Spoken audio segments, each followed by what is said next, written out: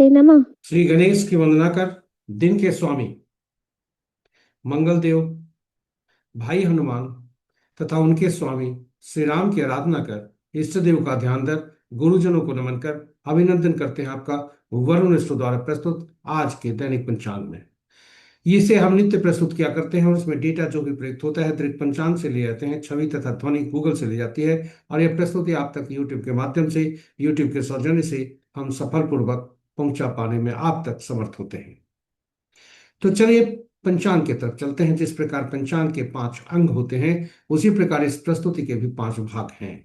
पहला भाग पंचांग मुहूर्त ग्रहों के गोचर से है और इसी भाग में से, पहले भाग में से पंचांग मुहूर्त को लेकर आपके सुझाव के अनुरूप इस प्रस्तुति का लघु रूप हम नित्य अलग से प्रस्तुत किया करते हैं। दूसरा भाग सितारे बोलते हैं। जी हाँ, सितारे झूठ नहीं बोलते। नक्षत्रों के अनुसार आज कैसा दिन रहने की संभावना है, जिसे हम ताराबलन कहते हैं। ताराबलम इसका नाम है, सितारे इसमें करते काम है। और ताराबलम का मुख्य सिद्धांत नौतारा चक्र पद्धति है, जिसके अनुसार हम पूरे जीवन काल में ग्रहों की शुभता और अशुभता जान सकते हैं, नक्षत्रों की शुभता अशुभता जान सकते हैं, विभिन्न लोगों से जुड़ने वाले वो कैसा फल देंगे, जिनसे हम जुड़ेंगे वे वह भी हम जान सकते हैं। साथ ही साथ जन्म कुंडली में बैठे ग्रहों की स्थिति को और शुभता को पहचान कर उनके अनुसार कर्म कर सकते हैं। विस्तृत चर्चा प्रस्तुति में। तीसरा भाग चंद्रबलम इसका नाम है, इसमें राशि ही करते काम है। जी हाँ, राशि के अनुसार आज कैसा दिन रहने का संबंध है, से इसकी संभावना है। चंद्रमा जहां भी जुड़ते हैं केवल आज के बारे में, दिन के बारे में बताते हैं, चूंकि इनकी ये काफी गतिमान होते हैं। चौथा भाग चौघड़िया, एक प्रकार का मुहूर्त ज्योतिष, शुभ और शुभ काल दर्शाता है किसी भी कार्य को करने के लिए। यह काफी उपयोगी है और इसकी उपयोगिता को देखते हुए हिंदी और अंग्रेजी में अलग अलग वीडियो भी प्रस्तुत है। विस्तृत चर्चा प्रस्तुति में। पांचवा भाग हम जन्म लेते हैं। जिस प्रकार हम जन्म लेते ही सांस लेते हैं, उसी तरह से जन्म लेने के साथ साथ हमारे साथ ईश्वर द्वारा प्रदत्त अंक प्रभावी हो जाते हैं और फिर जीवन की यात्रा के दौरान कुछ अंक हम ले आते हैं। ये सभी अंक सकारात्मक और नकारात्मक दोनों होते हैं और हम इन्हें पहचान नहीं पाते। इसलिए यह प्रस्तुति विशेषकर अंकों को समझने, उन्हें में पहचानने, उन्हें जानने और उन्हें सही रूप से उपयोग करने के लिए, ताकि हमारे जीवन में सुखता आ सके, क्योंकि अंक निरंतर कार्य करते रहते हैं। जी हाँ, इसके अतिरिक्त अंक बोलते भी हैं। किसी भी माह के विभिन्न तिथियों को जन्मे जातक के लिए आज के अंक क्या बोल रहे हैं शुभता और अशुभता के संदर्भ में। विस्तृत चर्चा प्रस्तुति में। इस प्रकार पांचों भाग जिस प्रस्तुति का है वह आपके लिए काफी उपयोगी है। इसे हम संजो कर लाए हैं ज्ञानवर्धक बनाकर तथा उपयोगी बनाकर। कहीं जाइएगा नहीं, हमारे साथ बने रहिएगा अंत तक। पंचांग के क्रम में आगे बढ़ते हुए थोड़ी सी चर्चा। पंचांग पंचांग में 5 अंग होते हैं और ये पांचों अंग कार्य करते हैं हमारे लिए। तिथि श्री प्रदान करने वाला, वार आयु में वृद्धि करने वाला, नक्षत्र पापों को नाश करने वाला में सहायक, योग रोगों को दूर करने में सहायक और करण कार्य सिद्धि में सहायक, कार्य सिद्ध कार्य में सफलता दिलाता है। इसलिए प्रातः उठते ही पंचांग के पांचों अंग का स्मरण करना चाहिए और स्मरण करने के लिए सबसे सर्वोत्तम यह श्लोक होता है। इसमें सभी अंग सम्मिलित हैं।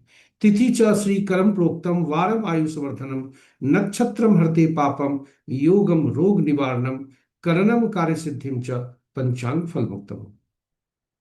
इसकी जितनी बार हो सके स्मरण करके, जो पुराणों में लिखा है कि पंचांग श्रवण मात्र से गंगा स्नान तुल्य लाभ होता है, हमें पंचांग का श्रवण करना चाहिए और पंचांग का कम से कम लघु पंचांग जरूर श्रवण करना चाहिए। श्रवण करके, क्योंकि गंगा स्नान का तात्पर्य गंगा से है और गंगा का यहाँ तात्पर्य जलीय तत्वों से है, जलीय राशियों से है।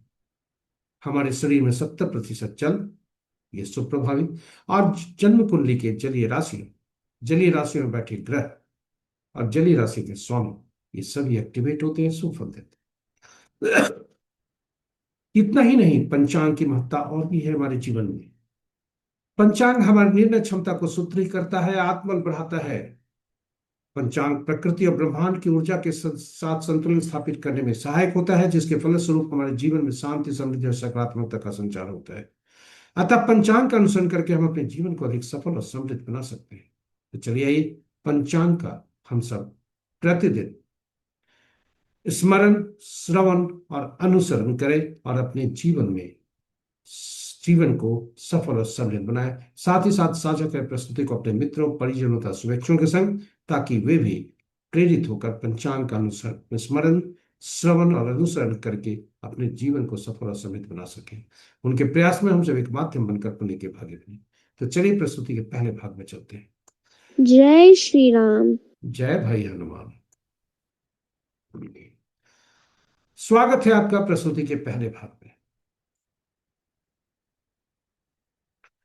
आज का दिनांक 7 अप्रैल 2026, माह वैशाख, पक्ष कृष्ण, शाका संवत 1947, पारा भाव विक्रम संवत 2083 सिद्धार्थी, कलयुग का 5127वां वर्ष। आज का सूर्योदय 5:35 पर, सूर्यास्त 6:09 पर, sunrise at 5:35 AM, sunset at 6:09 PM।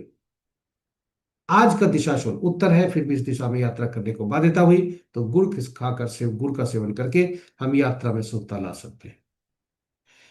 पंचांग के पांचों अंग इस प्रकार: वार मंगलवार, तिथि अपराह्न 4:34 तक पंचमी जो पूर्णा तिथि के अंतर्गत आता है, उसके बाद खष्ठी जो नंदा तिथि के अंतर्गत आता है। नक्षत्र कल प्रातः 5:54 तक ज्येष्ठ, 5:54 यानी सूर्योदय के बाद तक ज्येष्ठ। इसलिए आज कहें कि आज के दिन और रात ज्येष्ठ नक्षत्र ही होगा। ज्येष्ठ का पहला पद प्रातः 9:40 तक, दूसरा पद अपराह्न 4:25 पर तक, तीसरा पद देर रात्रि 11:09 तक और चौथा पद कल सूर्योदय के पश्चात 5:54 तक। योग अपराह्न 4:17 तक व्यतिपात, तत्पश्चात वरियान और करण अपराह्न 4:34 तक तैतिल और तत्पश्चात कल प्रातः सूर्योदय के बाद 5:48 तक कर। तो ये रहे हमारे पंचांग के पांचों अंक। महत्वपूर्ण मुहूर्त में जाने के पूर्व भोलेनाथ का वास देखते हैं कि भोलेनाथ का वास कहाँ है और इसकी शुभता कैसी है। यह खास करके रुद्राभिषेक करने में काफी उपयोगी होता है। यदि भोलेनाथ की शुभ स्थिति नहीं हो तो रुद्राभिषेक शुभ फलदायी नहीं होता। जय भोलेनाथ। ओम नमः शिवाय। ओम नमः शिवाय।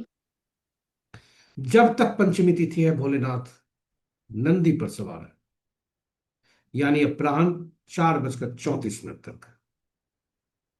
उसके बाद षष्ठी तिथि भोलेनाथ भोजन पर जाते हैं, जो कि शुभ नहीं है। तो रुद्राभिषेक का सही समय अपराह्न 4:34 तक, शुभ फलदायी। जय भोलेनाथ। ओम नमः शिवाय। ओम नमः शिवाय। महत्वपूर्ण मुहूर्त में भागवत गीता का एक प्रसंग: मनुष्य का अधिकार केवल कर्म पर है, फल पर नहीं। यानी जो परिणाम हमारे हाथ में नहीं है, हमारे हाथ में केवल कर्म है। इसलिए जिम्मेदारी के साथ कर्म करने के लिए सबसे उपयुक्त समय, उपयुक्त और सबसे अनुकूल मुहूर्त का चुनाव करना ही हमारी पहली सफलता है। और मुहूर्त समय और कर्म का सटीक मिलन है। तो चलिए आइए मुहूर्त के बारे में जानें, महत्वपूर्ण मुहूर्त के बारे में। और महत्वपूर्ण मुहूर्त के शुभ मुहूर्त में सबसे प्रभावी अभिजीत मुहूर्त इनके 11:27 से 12:17 तक। अमृतकाल रात्रि के 8:01 से 9:49 अपराह्न तक। विजय मुहूर्त अपराह्न 1:57 से 2:48 अपराह्न तक। गोधूली बेला संध्या 6:07 से 6:30 संध्या तक। और निशिता मुहूर्त देर रात्रि 11:29 से मध्य रात्रि 0:14 तक। रात्रि में किए जाने पूजा पाठ, जब तप, साधना, तंत्र मंत्र आदि के लिए निशिता मुहूर्त श्रेष्ठ हुआ करते हैं। अशुभ मुहूर्त में सबसे प्रभावी राहु काल अपराह्न 3 बजे से 4:34 तक। गुलिक काल दिन के 11:52 से अपराह्न 1:26 तक। यमगंड 8:43 से 10:18 दिन तक। और वर्ज मुहूर्त प्रातः 9:14 से 11:02 दिन तक। गंडमूल आज प्रातः 5:35 से, जो कि पहले से चल रहा है, 9 अप्रैल के प्रातः 8:48 तक। ये रहे हमारे महत्वपूर्ण शुभ और अशुभ मुहूर्त। ग्रहों की आकाशीय स्थिति को यदि देखें तो मंगल देव अभी भी शिशोवस्था में है और बुध देव राशि परिवर्तन करने वाले हैं, इसलिए ये वृद्धावस्था की ओर अग्रसर हो रहे हैं। मित्र राशि में 3 ग्रह हैं, शत्रु राशि में 2 ग्रह हैं, सम राशि में 4 ग्रह हैं, अपनी राशि में कोई ग्रह नहीं है। मंगल देव अस्त चल रहे हैं, शनि देव भी अस्त है और राहु और केतु बकरी रहते ही हैं। चंद्रदेव वृश्चिक नीच राशि में है। आज उनका राशि परिवर्तन नहीं है। इस प्रकार बृहस्पति की राशि में 3 ग्रह, शनि और मंगल की राशि में दो दो ग्रह हैं, चंद्र और शुक्र की राशि में कोई ग्रह नहीं, शेष ग्रहों की राशियों में एक एक ग्रह है। नक्षत्र के अनुसार ये ग्रहों की स्थिति को देखा जाए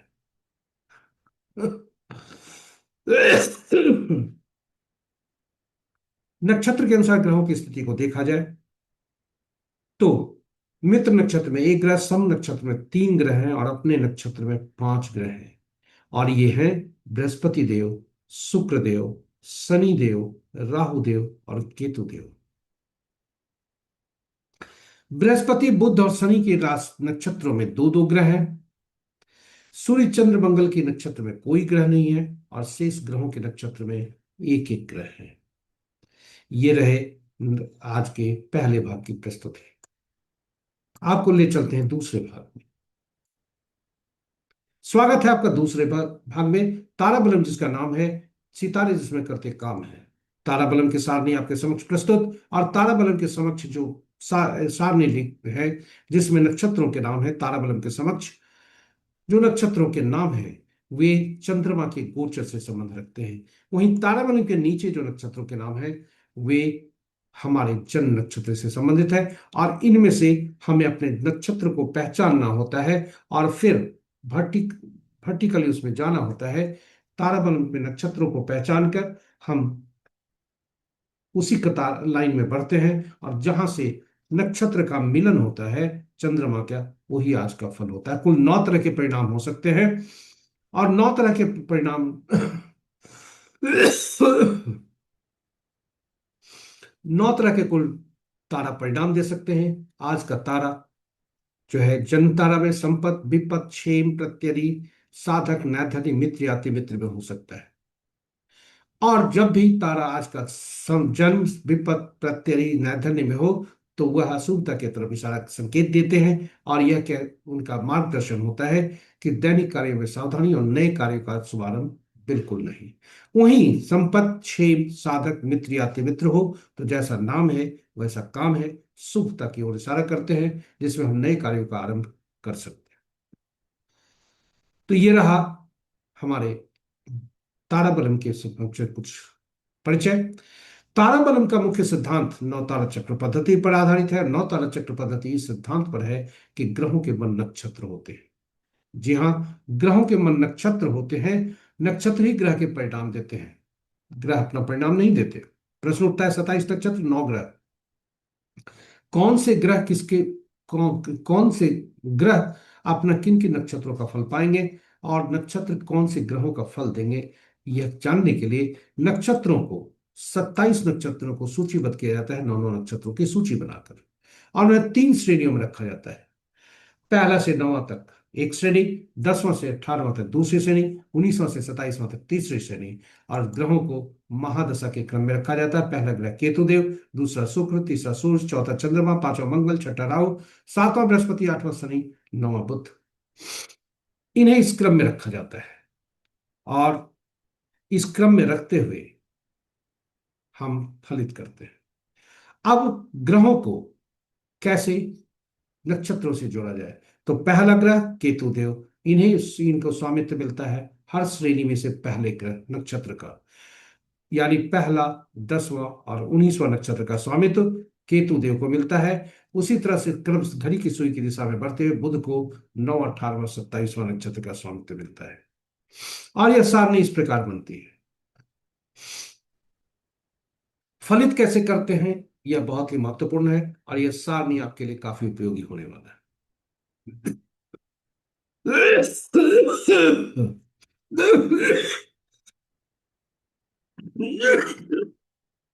इस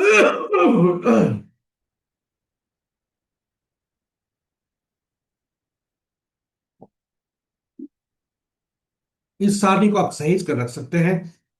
इस सारणी में से अपना नक्षत्र, जो जन्म नक्षत्र है, उस नक्षत्र को हम पहचानते हैं, और वह उसके समक्ष जो ग्रह है वही हमारा जन्म ग्रह बनता है। वहां से घड़ी की सुई की दिशा में आगे बढ़ते हैं, बुध तक जाते हैं, और फिर केतु से यात्रा आरंभ कर जो ग्रह हमारे जन्म ग्रह बने उनके ठीक पिछले ग्रह तक हम यात्रा को समाप्त करते हैं।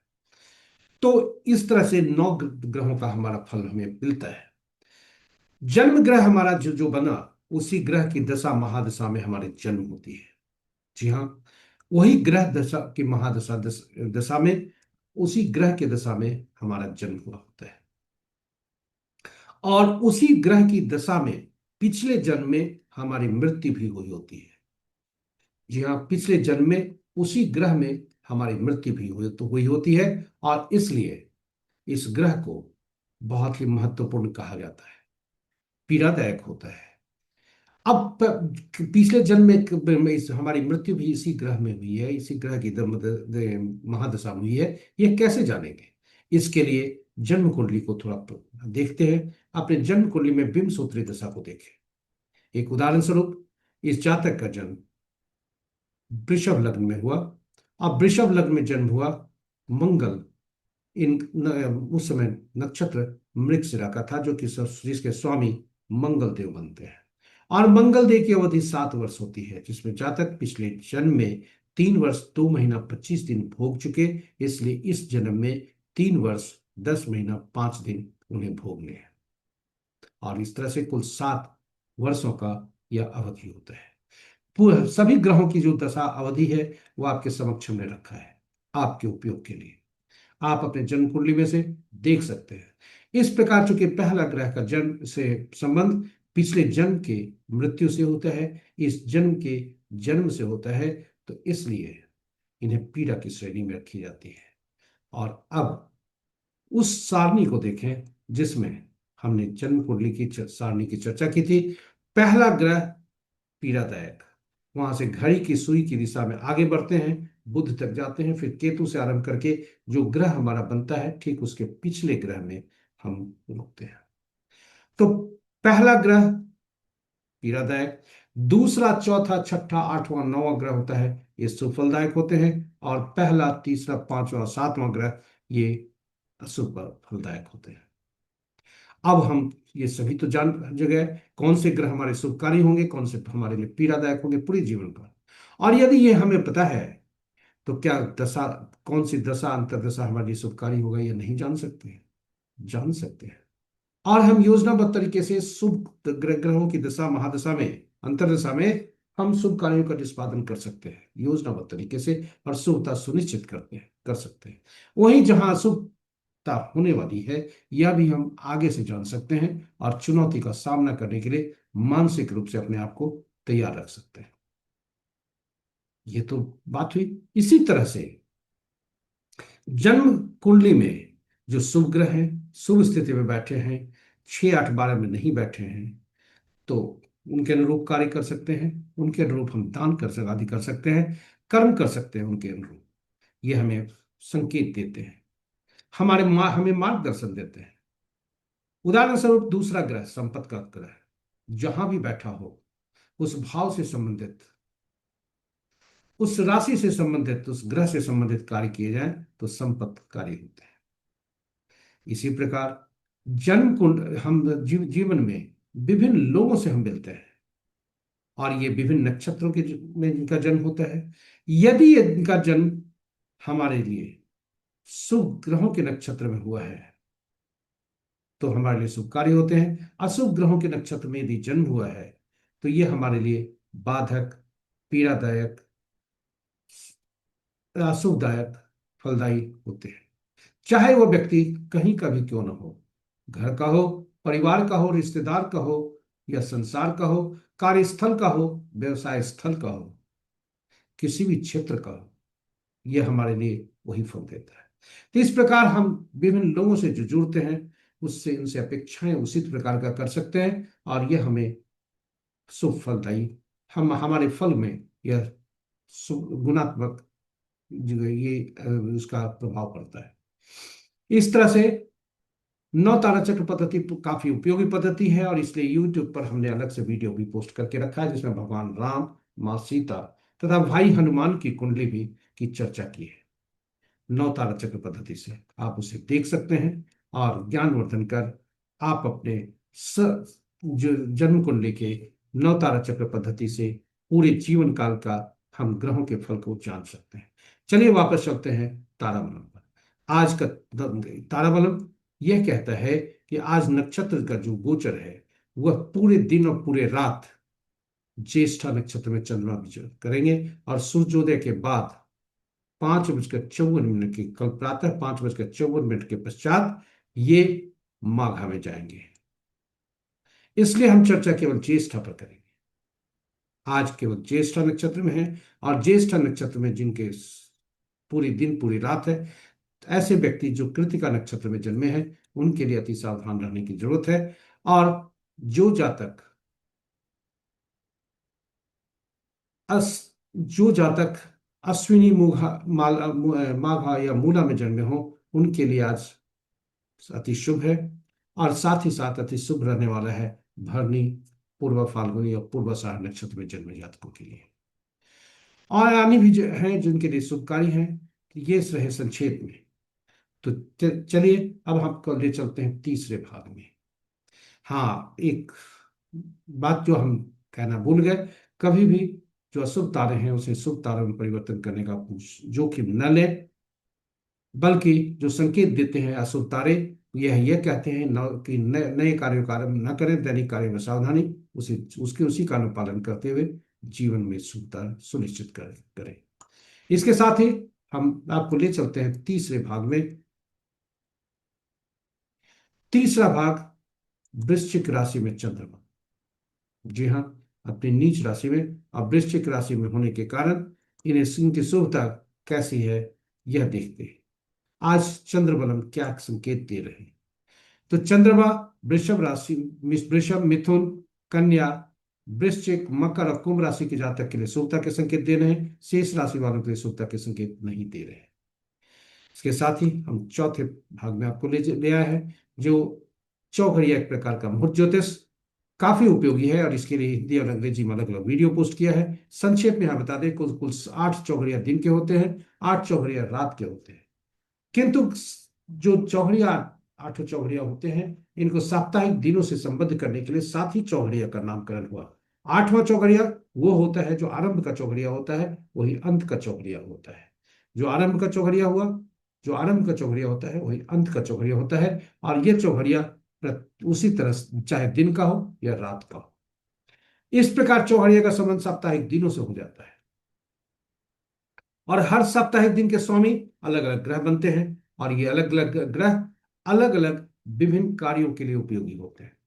इसलिए चौघड़िया का संबंध भी साप्ताहिक दिनों से, उनके शासक ग्रहों से और शासक ग्रहों द्वारा अधिकृत निमित्त कार्यों से हो जाता है, इसलिए काफी उपयोगी होता है।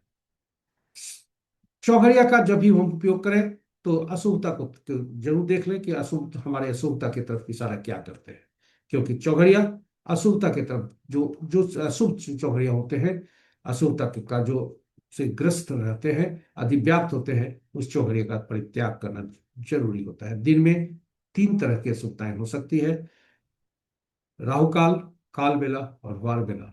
रात्रि में काल रात्रि, ये 3 तरह की अशुभताएं होती है।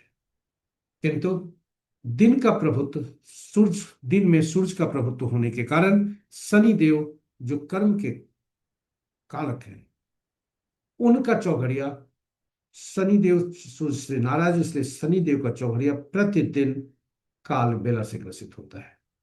अशुभ जरूर होता है, लेकिन धनोपार्जन हेतु की जाने वाली गतिविधियों के लिए वह शुभ नहीं होता, लाभदायक होता है। हाँ, ईमानदारी तो बरतनी पड़ेगी, क्योंकि काल चौघड़िया, शनि का चौघड़िया, शनि न्याय के भी देवता है, कर्म के भी। वहीं रात्रि चंद्रमा का प्रभुत्व, चंद्रमा का प्रभुत्व, और बुध देव चंद्रमा से नाराज, इसलिए बुध का चौघड़िया प्रति रात लाभ चौघड़िया वह काल रात्रि से ग्रसित होता है। इसके साथ ही मंगल ग्रह, मंगल का चौघड़िया क्रूर और अनिष्टकारी मंगल होते हैं, कोई शुभ कार्य नहीं करना चाहिए इसमें। लेकिन युद्ध क्षेत्र में जो इस मंगल देव शत्रु हंता होते हैं, इसलिए शत्रु को परास्त करने के लिए किए गए कार्य में ये शुभ कार्य होते हैं। अब आज के संदर्भ में युद्ध क्षेत्र कोई बड़ा युद्ध क्षेत्र नहीं है, हमारे कर्मों का युद्ध क्षेत्र है। क्योंकि हर क्षेत्र के लोगों के लिए अलग अलग कर्म क्षेत्र बनते हैं और उनके अनुसार वह उसमें वो शुभ फलदायी होते हैं मंगल देव। तो चलिए आज का ये हमने जो अनुभव के आधार पर पाया, हमने आपसे साझा किया कि रात्रि का चौघड़िया लाभ चौघड़िया शुभकारी और दिन का चौघड़िया काल चौघड़िया ये प्रतिदिन काल बेला से ग्रसित। चलिए आज का चौघड़िया देखते हैं, आज का चौघड़िया क्या कहता है।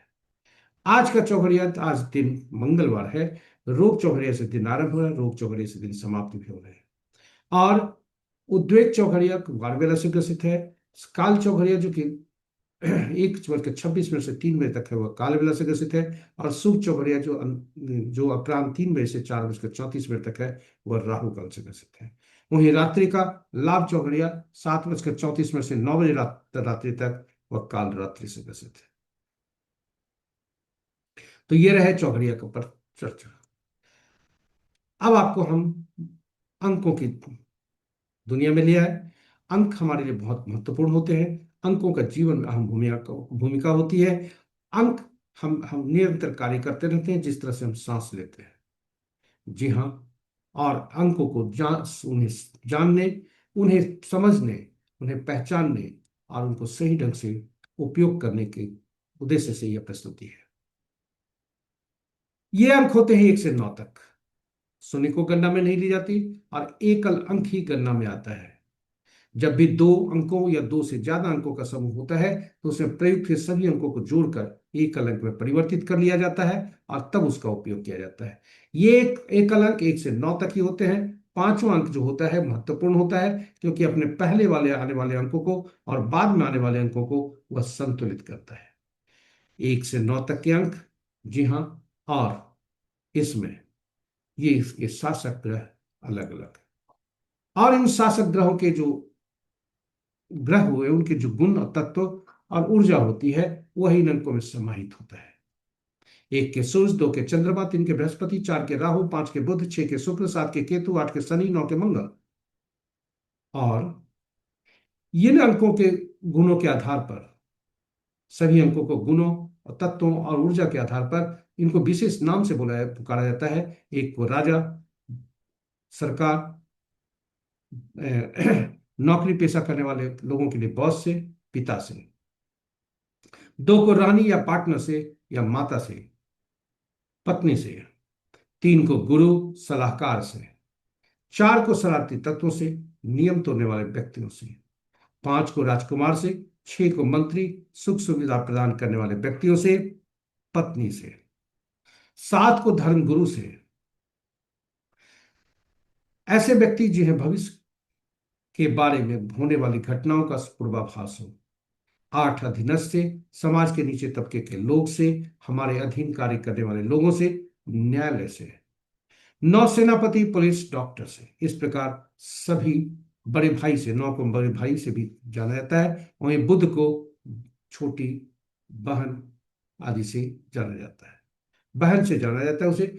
अब ये तो रहे चर्चा अंकों के को कैसे पुकारा जाता है। जब हम जन्म लेते हैं तो ईश्वर हमें कुछ अंक उपहार में देते हैं। जब हम जन्म लेते हैं, ईश्वर हमें कुछ अंक उपहार में देते हैं, और ये अंक होते हैं तिथि, माह और वर्ष के रूप में। ये अंक होते हैं तिथि, माह और वर्ष के रूप में। और जो अंक ज्योतिष का मूल सिद्धांत कि इनके में प्रयुक्त हुए अंकों को जोड़कर एक अंक में परिवर्तित कर लिया जाता है। तिथि हमारा हम खुद होते हैं, यह हम इसे मूलांक कहा जाता है।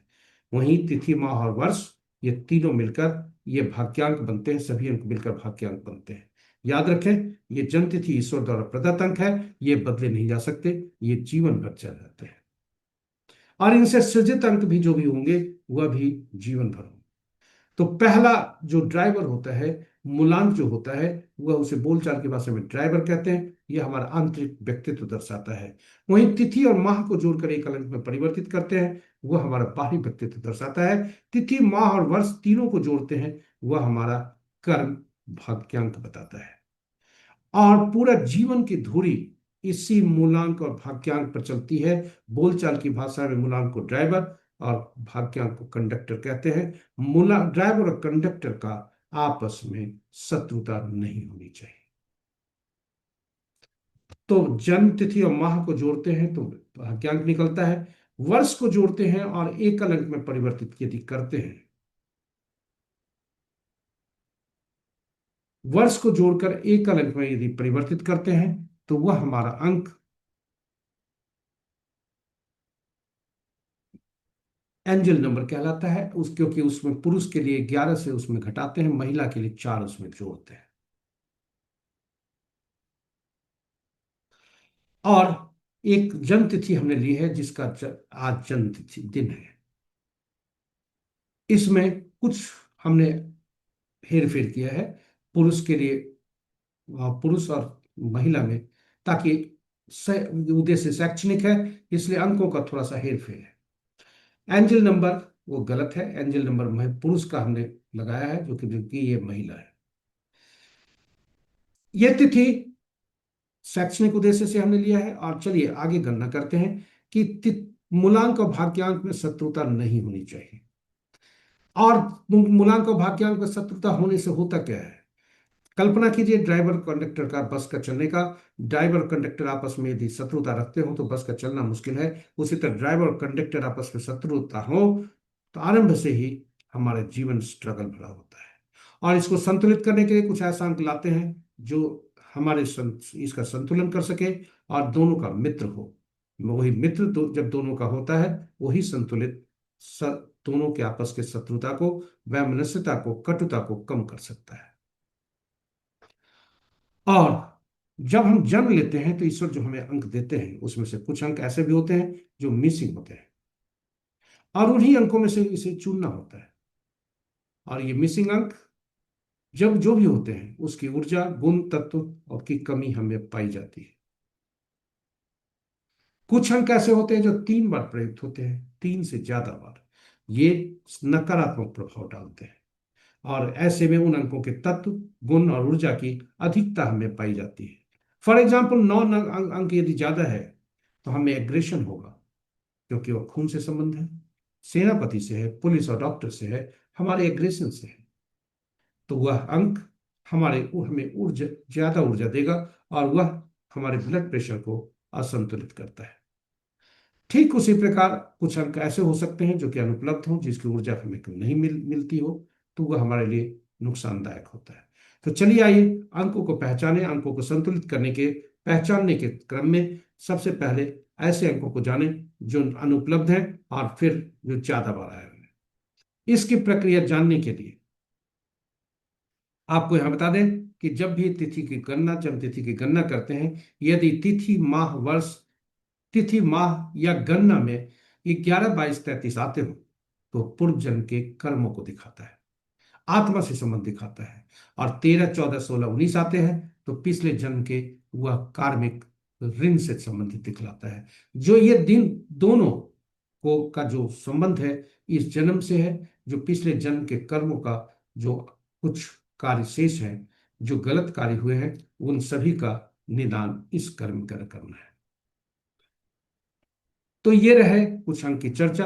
अब हम लोसु ग्रिड से आपको अंक आपके समक्ष रखा है कि एक बॉक्स में पूरे अंक भरे हुए हैं, और ये किसी न किसी क्षेत्र को दर्शाते हैं। यदि तीनों अंक सभी में जातक में उस क्षेत्र से संबंधित होते हैं तो वह 100% परिणाम बताता है, अन्यथा रेशियो घटते जाता है, जो आपके समक्ष है। 0%, 33%, 66% और 100%। जातक के बारे में, इसके बारे में देखा जाए यदि, तो इनके अनुपलब्ध अंक होते हैं 2, 3, 5, 8। और जो 3 बार से ज्यादा प्रयुक्त अंक हुए हैं वे 9 आए हैं। 2 बार प्रयुक्त हुए हैं वे 4 हैं। और इस प्रकार 4 को तीसरा बार प्रयुक्त करना खतरे से खाली नहीं है। अब हमें इन 2, 3, 5, 8, 1, 6, 7 अंकों में से ही कोई अंक व्यवस्था करनी है यदि ये दोनों आपस में शत्रुवत है, और ऐसी व्यवस्था करनी है ताकि इनका संतुलन हो सके। 2, 3, 5, 8, 1, 7, 6 में से कोई अंक चुनना है जो कि इन दोनों के मित्रवत हो, और यही अंक ज्योतिष का काम है। अंक ज्योतिषी यही करते हैं। और वह स्रोत क्या होगा, इसके लिए हम थोड़ा सा दिमाग लगाते हैं। स्रोत वो होना चाहिए जो स्थिर हो, चिर हो, इसकी आयु लंबी हो, कभी बदला नहीं जा सके। हम बार बार नाम को बदलना भी श्रेयस्कर नहीं है। तो नाम ही स्रोत ऐसा होता है जो जिसका हम उपयोग कर सकते हैं, क्योंकि नाम हमें ईश्वर, धरती के ईश्वर देते हैं, माता पिता। जन्म तिथि वो माता ईश्वर देते हैं जो हमें जन्म देते हैं, और धरती के ईश्वर हमें माता पिता नाम देते हैं। तो नाम में आप कहेंगे अक्षर होता है, अंक नहीं होता। सबसे पहले आपको बता दें, नाम नाम का जो है चिर होता है, उसकी आयु लंबी होती है। अब नाम में अक्षर होता है जो आपका ये है का, आप सोचते होंगे तो सभी अक्षरों के, जी हाँ, अंकीय मूल्य होते हैं। इसलिए जो जो भी अक्षर प्रयुक्त होते हैं नाम में, उनको अंकीय मूल्य में परिवर्तित करके नामांक निकाला जाता है, और यह प्रक्रिया होती है, यही प्रक्रिया होती है। नाम का पहला अक्षर काफी उपयोगी होता है और काफी ऊर्जा देता है। इसलिए नाम में प्रयुक्त हुए जो अक्षर होते हैं, यह जितनी ऊर्जा देता है, इसकी ऊर्जा को देखते हुए इसका उपयोग सही ढंग से किया जाता है, ताकि सही उसके मित्रवत शत्रुवत अंकों से इनका संबंध ना हो।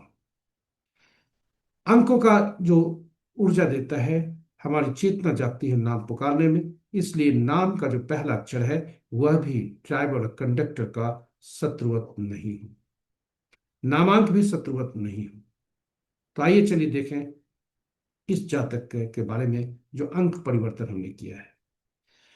तो इनका सुभिक्षा नाम है, ये एक्ट्रेस है, हमने मेल में रखा है, लेकिन इनका नाम का पहला अक्षर 3 बनता है और नामांक इनका 5 बन जाता है। इसे आप नोट कर सकते हैं, काफी उपयोगी है। अब इनका मूलांक 7, भाग्यांक 9, नामांक 5, नाम का पहला अक्षर 3, ये सभी महत्वपूर्ण है। अब देखें शत्रु अक्षर कौन कौन है। जी हाँ, 1 के 8, 2 के 4, 6, 8, 9, 3 के 6, 4 के 8, 9, 4, 2, 6, 5 के कोई नहीं, 6 के 3, 9, 7 के 7, 9, 3, 8 के 1, 2, 9, 4, 8, और 9 के 6, 4, 2, 8, 9। अब यदि इस जातक का मूलांक 7, भाग्यांक 9, आप खुद बता दें दोनों आपस में क्या संबंध है। भाग्यांक मूलांक इनका 7 और नाम का पहला अक्षर 3, यह सभी सफलता में बाधक हो सकते हैं। एक बात हम भूल गए कहना कि नाम का जो वॉवेल होता है वह बहुत महत्वपूर्ण होता है, वॉवेल कॉन्सोनेंट। वॉवेल यदि ज्यादा अंक देते हैं, कॉन्सोनेंट कम अंक देते हैं, यह काफी उत्तम होता है। इन अंकों को देखने के क्रम में आप देखें तो 5वां अंक ऐसा होता है जो कि संतुलित रखता है। नाम का इनका जो अक्षर है 5, यह काफी महत्वपूर्ण है क्योंकि यह संतुलित करता है और मिसिंग अंक भी है। इसलिए नाम में जो जो अनुपलब्ध अंक है उसमें से 3 अंक अनुपलब्ध है, और नाम का जो पहला अक्षर है उसको गणना में नहीं लेते, लेकिन हम केवल मूलांक और भाग्यांक से संबंध जरूर जोड़ते हैं। तो मिसिंग अंक 3 है, 3 का हम प्रयोग नहीं करेंगे। मिसिंग अंक इनके 2, 5, 8 बनते हैं। 5 का नाम से आ जाता है, तो ये 5 काफी प्रभावी होता है। वहीं उसके बाद कुछ अंक ऐसे होते हैं जो अपने के ही शत्रु होते हैं। इसे हम इस हर व्यक्ति को अपने जीवन में याद रखना चाहिए। 4 का शत्रु 4, 7 का शत्रु 7, 8 का शत्रु 8, 9 का शत्रु 9। इसलिए इन अंकों का रिपीटेशन चाहे मोबाइल नंबर में, गाड़ी संख्या में आदि में जब भी होता है, नकारात्मक प्रभाव होते ही है। इसलिए इन अंकों का रिपीटेशन नहीं हो, श्रेयस्कर होता है। आपके समक्ष हम कुछ अंकों को रखे हैं, जो हर अंकों के शत्रु अक्षर वह भी हमने रखा है। यह नामकरण करने में, शहरों का नाम चयन करने में आदि में शुरू आपके लिए प्रभावी होंगे। इसके साथ ही हमने देखा कि अंक कार्य कैसे करते हैं। अब अंकों को पहचान गए, शत्रु अक्षर कौन कौन हो, शत्रु अंक कौन कौन होते हैं, शत्रु अक्षर कौन कौन होते हैं, कौन कौन से अंक आपस में रिपीट होते हैं जो कि अपने ही दुश्मन होते हैं। इन अंकों को हमने पहचाना। वर्ष का फल जानने के लिए अब हम देखते हैं कि वर्ष का जो अंक होता है उसे निकालते हैं। कैसे निकालेंगे? जो जन्म तिथि होती है उसमें से वर्ष को निकाल देंगे और वर्तमान वर्ष को वहां रख देंगे और फिर योग करेंगे, तब देखेंगे क्या अंक दे रहा है। इनका जो रनिंग एज है 3 है, दे रहा है 30, और इनका जो करंट पर्सनल ईयर दे रहा है वह 3 है। ये दोनों 7 के दुश्मन है, इसलिए सावधानी इन्हें बरतनी चाहिए। यह चूंकि उद्देश्य शैक्षणिक है इसलिए कोई भविष्यवाणी नहीं कर रहे हैं, हम कोई सलाह नहीं दे रहे, लेकिन आप अपने पर्सनल ईयर निकालकर आप अपना देख सकते हैं, अंकों को पहचान सकते हैं, अंकों को समझ सकते हैं आपका अंक आज इस वर्ष क्या दे रहा है। इसके साथ ही आज के अंक क्या बोल रहे हैं हमने देखा भी, अंक कैसे कार्य करते हैं, अंक बोल कैसे रहे हैं। जी हाँ, आज का अंक 3 बनता है और 3 अंक के 3 के शत्रु मात्र 6, 3 के शत्रु मात्र 6 है। इसलिए आज का जो अंक 3 अंक है यह 6, 15, 24 तारीख को जो जातक किसी भी माह के जन्म लिए हैं उनके साथ इनका शत्रुता रहेगी, इसलिए यह थोड़ा सावधान रहें।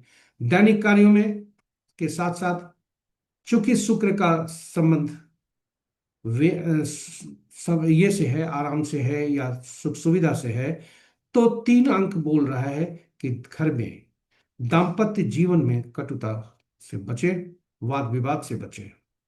साथ ही साथ 4, 13, 22, 31 तारीख को जन्मे जातक के लिए दिन साधारण होगा और शेष अंक वाले के जातकों के लिए दिन आज उत्तम होंगे। 1, 10, 19, 28 के लिए सर्वोत्तम होंगे, क्योंकि ये बृहस्पति का अंक है, सलाहकार का अंक है और एक अंक राजा का है, सरकार का है, बॉस का है, गुरु का। इनके साथ संबंध अति अच्छा होता है, इसलिए बहुत उत्तम होगा। इसी के साथ ही प्रस्तुति यहाँ पर समाप्त होती है। आप हमारे साथ बने रहे इसके लिए बहुत बहुत धन्यवाद।